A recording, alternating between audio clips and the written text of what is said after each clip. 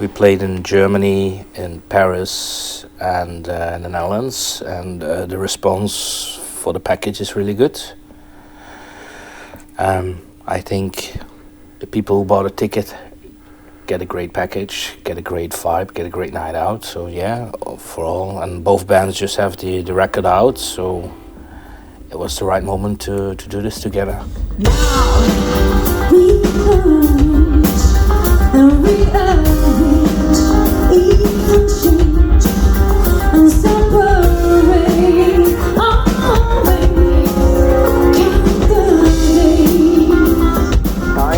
Curious how this package came to be because I have a sort of chicken and egg thing in it, because at the same time you're playing together, but at the same time your bass player, the other Ingo, is filling in for Greg with Puri's Revolution. So which came first? The package came first, I think. Oh, like that? Yeah, no, the package was first. Okay. Yeah, Ingo Jette played before with the band, helping them out with some shows. As a bass player? I believe so, yeah. Initially. And now he's playing guitar and... vocals. Yeah. Oh, he did vocals before. I don't know. But he had some history with the band. So, okay. Yeah. So yeah, but I believe the original idea was that Greg was playing with Pure Reason. But then again, there was a connection, so we know each other. So he's not playing bass with them. No, he's playing the guitar. Oh, okay. No, he's really filling in for Greg. Okay. This run. Yes. Yeah, he's a multi. Okay, yeah. Yeah. I gotta say, when I walked in during the sound check, I saw him with the guitar. So I was like, hey, that's not a bass. So I saw a microphone as well. So I was a bit curious, but okay, so it's a different role than what he normally does with Lesoir. In a way, it is. Yeah. Okay. With us, he plays bass, plays pedal steel, sings, but also plays guitar on some tunes. Yeah. You mentioned you both have a new album out. Well, you have Push Back the Horizon was just released. You did a live stream with the release. I thought it would be a live stream with just listening to the album, but you also had some live songs in it, and how you put that stream together. We actually played the new songs quite a lot already on some shows and festivals, and we've gathered some footage of that. We've done that ourselves, or asked venues or festivals for the footage and made a compilation of it ourselves to have people to... I mean, there was a lot of footage, so why not use it and give the people a complete live experience together with the audio. So that's what we did. Okay, yeah, at first I thought it was an actual live show, but then different images, so but it was nice. Have you done something like that before with an album release? Yeah, because the previous album was released during the pandemic, so we did a live stream. Because when the album, we just decided to release it during the pandemic. We had quite some shows lined up, and we thought it's just a flu. Mm-hmm. It will go away within a couple of months, but it wasn't. But then we just decided to do it, and in a local venue where we home base, Maastricht, they said, okay, let's do a live stream together. Yeah. And we performed an album, and so it's strange. It's doing something without audience. It's always, you don't have the energy. No. There's no interaction. So no. I mean, just a chat screen, but that's not the same. No. No, you just want to do something. Yeah, I mean, a lot of bands wanted to do something in that time. Yeah, I can where understand. it was not possible to do anything, so it was better than doing nothing. Yeah. But still, you miss the interaction, and it's not quite the same. But then again, for that time, it was good. And I think in this case it was still a nice thing as a bonus, to the live shows. The album was already recorded in 2020, and people and the fans knew that. And they had to wait quite some long time. So we decided, okay, we give our fans and people who are interested a sneak peek before it really is released. And also an opportunity just to chat about the music with our fans. And we've done it before, and it was just a good experience. And we know that people really like it. to be in contact with us. Yeah. Yeah, it's a good thing. Yeah. Now you've been, out on the road playing the new material, even more live. And how's it feel? Good. I mean, we played a lot of it already because we just couldn't wait ourselves to play the new songs, and we had an opportunity. And it feels good. It feels not different from any other shows, to be honest. Okay.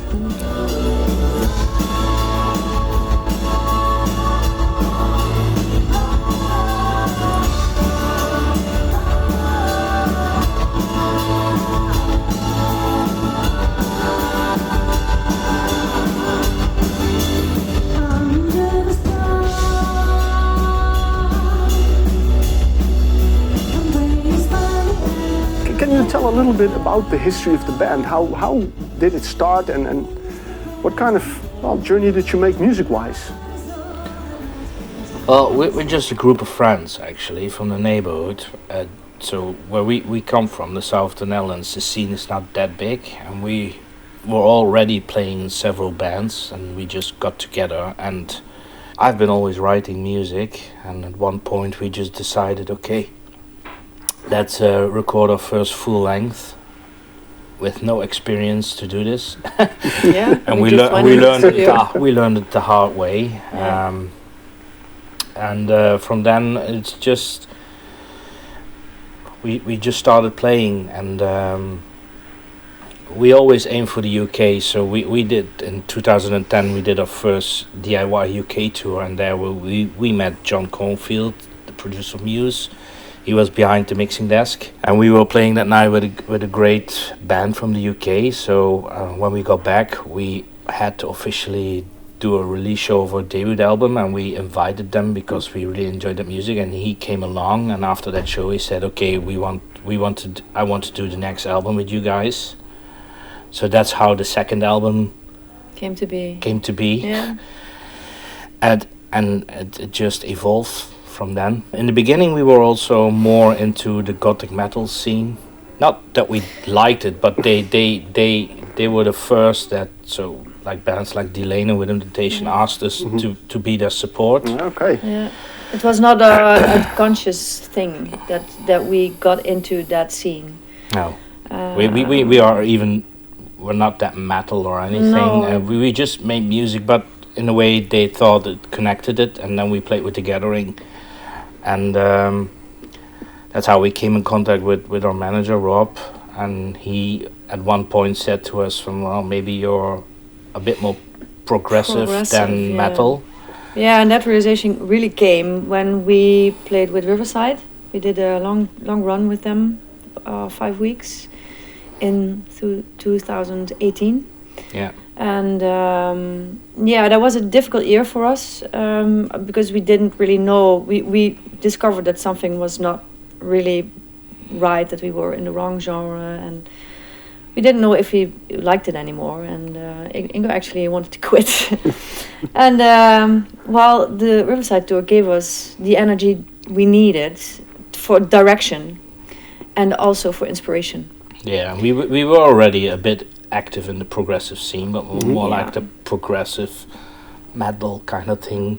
Yeah. We played LiveProg. That was our first official event where we saw different other progressive bands. Yeah. I mean, I always listened to Pink Floyd and stuff, and Porcupine Tree. I really enjoyed it during my time as a student in Tilburg. I listened to it a lot.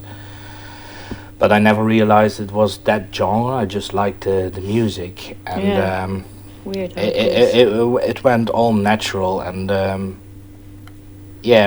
when we got to the fourth album, it was quite a heavy album. It was really progressive.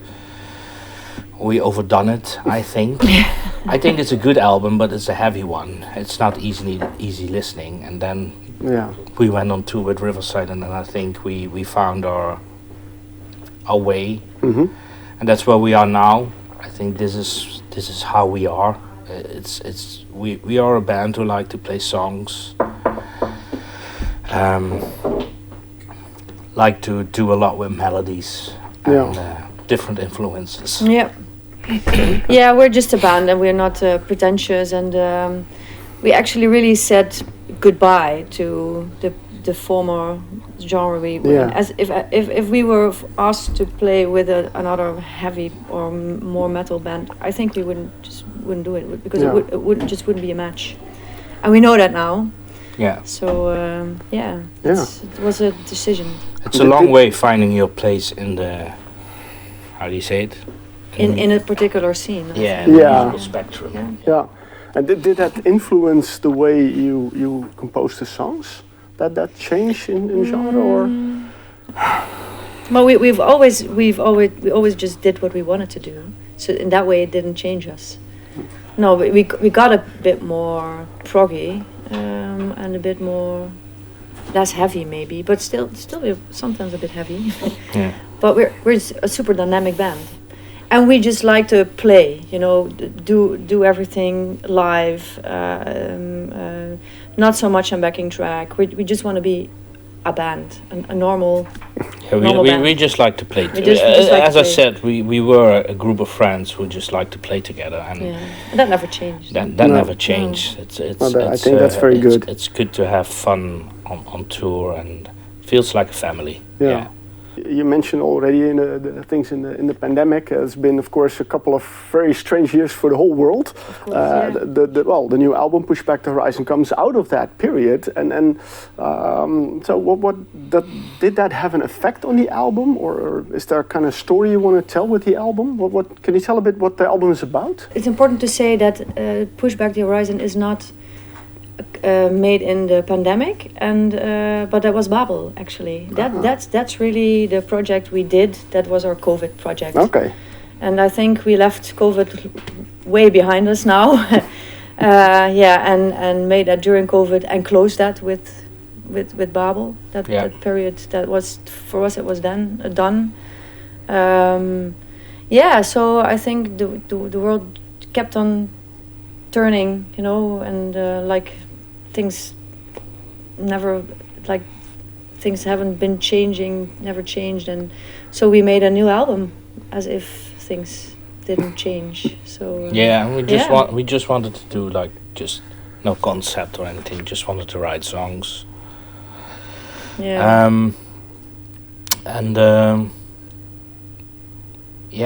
went fairly quickly actually, because we had a lot of ideas. Ingo had a lot of ideas already. So after COVID, after Babel, making a new record was it went quite quick. Yeah. We had a lot of stuff already. Yeah. So. Yeah. What kind of things inspire you for songs? Other artists. So I like to listen to a lot of music. I like to listen to a lot of post-rock. I like to listen to a lot of cinematic music. I like Pure Reason. I like Riverside. I like classical music. And also because besides being in a band, I'm also a promoter at a venue. So I listen to a lot of different music and all stuff. And sometimes music gets me, and it just gets me inspired. For me, music is a way to relax, and it's a choice I make, or I go make music upstairs in my room, or I watch TV, kind of that. If I'm not making music, or I need to record myself, make music. I don't know if I'm gonna do something with what I've recorded, but for me, it's a way to close the day and also to find a moment to relax. And sometimes there's this little spark, and I think, okay, this could be something more than just a noodling doodling, how I call it. And when it's more in a finalized state, I will let Maartje hear it, and then she can give her honest opinion. And sometimes she says it's absolutely shit. Sometimes and then, earlier in the process. But most of the time she enjoys it. And then when I have a collection of songs, there's a vibe around it. Yeah. And then that's when she starts writing. Yeah. Yeah, I'm for the lyrics. I read the lyrics, and I get inspired by the compositions. So that is the way we write. So it's always compositions first. and then the melodies and the lyrics, and it always triggers a vibe, and I'm pretty engaged with everything that's going on in the world. And of course you write about daily stuff as well, but I always have to so writing about things that are going on in the world, like war and children that are in trouble, that's stuff I write about.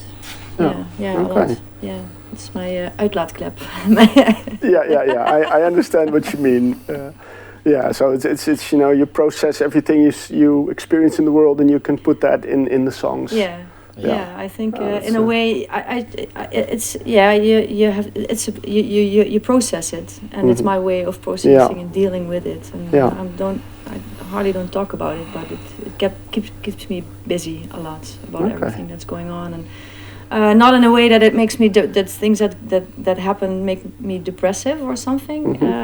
That would be no good. I always think positive, but I think that whenever you write about it, it helps me and hopefully other people to change it and to turn it in a way.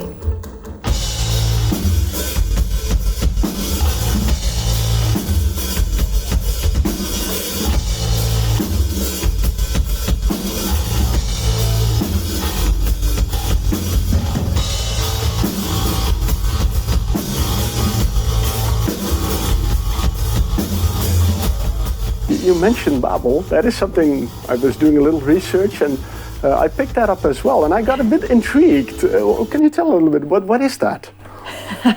It actually started with leftovers I had.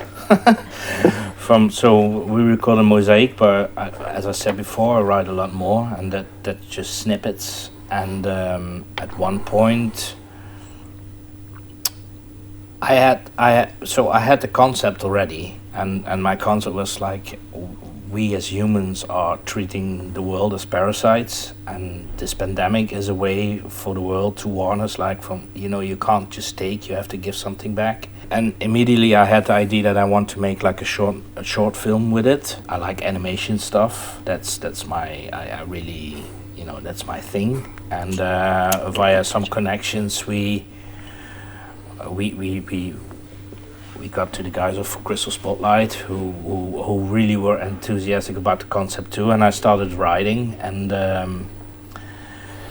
I had some ideas collection, and I had an idea about the build up and everything, and start light and go into the darkness, and open at the end. It's like we're getting there. It's the final of the song.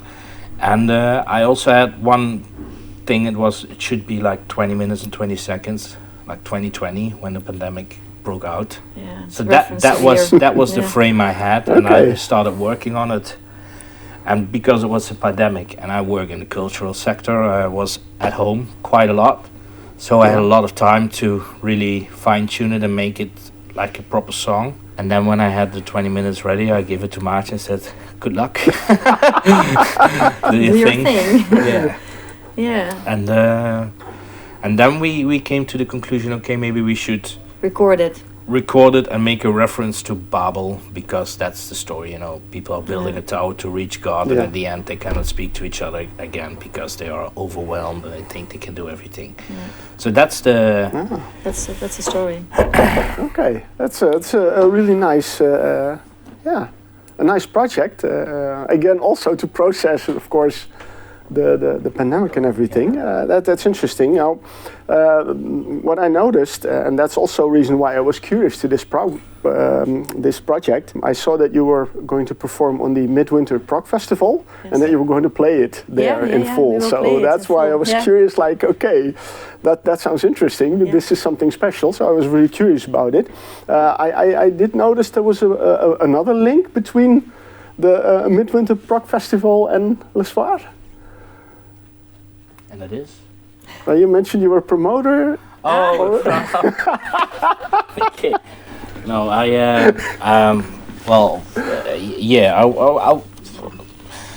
so we have the Midwinter Prog and we have the Midsummer Prog.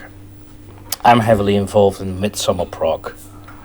And in the sideline I also know stuff from Midwinter, but that's really Rob's his thing, Glassville. So yeah, there is some connection. In fact, they asked Rob to do a winter edition because the summer edition it has become quite legendary within the scene. I heard. Which I think is well deserved, but that's my honest opinion. And yeah, that's so I think it's good to have two moments of prog festivals that are different. They are not basically prog metal. That you know, it's. I think both the festivals have a connection in the way that they give you a quality lineup. It's not the usual lineup. Most of the times there are discoveries, and yeah, we're just honored to be on the second edition lineup, and we will do the Babel with some special guests. Christopher Gildenloo will play with us. Okay. We will announce some more Nice. guests, and yeah, we're gonna try to also get it in sync with the animated movie to make it more special. But that, you know, can't promise. Have to see if it works and how we get it work. Yeah. But yeah, that's really something to look forward to. Yeah.